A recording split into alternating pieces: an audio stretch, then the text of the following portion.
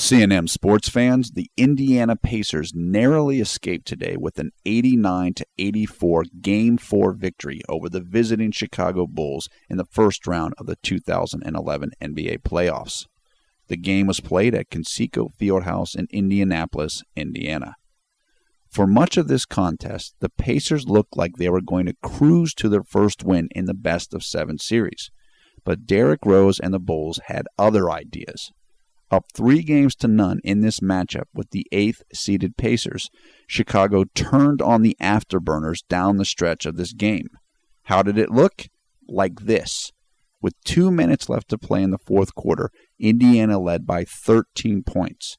But with just 15 seconds left to play, the Pacers' lead was down to a single point at 85-84.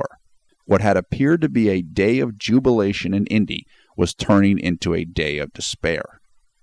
Danny Granger, though, and a determined Indiana squad would not let it happen.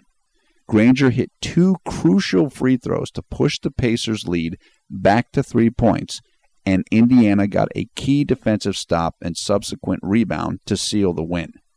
The top-seeded Bulls were hoping to sweep the Pacers so they could prepare for their possible second-round matchup against the winner of the Orlando Magic versus the Atlanta Hawks series. The Hawks are up 2-1 in that tilt. Game 5 of Bulls-Pacers will be Tuesday night in Chicago, Illinois. Reporting for Conservative New Media, this is Paul F. Villarreal.